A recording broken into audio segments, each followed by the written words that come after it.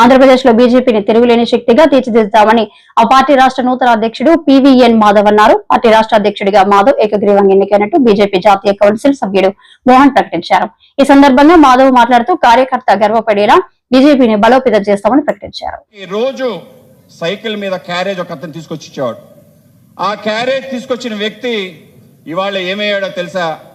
ఆ రాష్ట్రానికి PWD minister అయ్యాడు. ఆయన నితిన్ గడ్కరీ. ఎంత విచిత్రంగా ఉందో చూడు. అంత సామాన్యంగా ఉండే కార్యకర్త అసామానంగా తయారై మన పార్టీకి సంబంధించి ఉన్నత స్థానానికి రావటం నాకు చాలా ఆనందంగా ఉంది.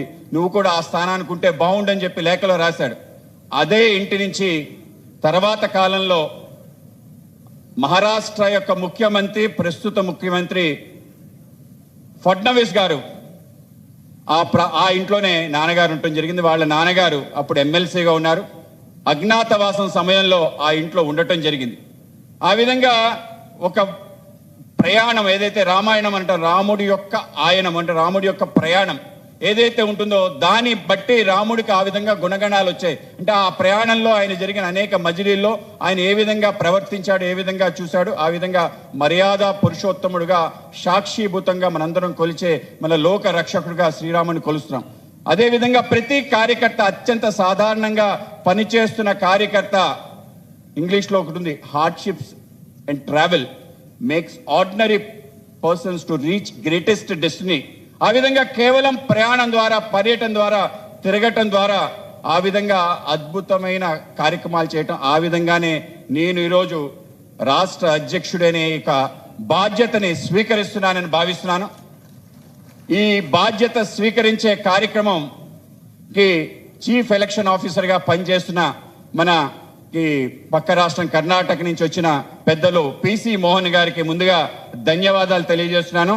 ఆ విధంగా ఎక్కడా కూడా ఇబ్బంది లేకుండా అద్భుతంగా నిర్వహించిన పిసి మోహన్ గారికి ముందుగా ధన్యవాదాలు తెలియజేసుకుంటూ, అలాగే మన రాష్ట్రాన్ని గత 3 సంవత్సరాలు బట్టి నడిపించి మనందరికీ మార్గదర్శనం చేసిన శ్రీమతి పురంధరేష్ గారు, ఆవిడ నేతృత్వంలో మన పార్టీకి ఒక స్థాయి ఆంధ్రప్రదేశ్లో రావటం జరిగింది.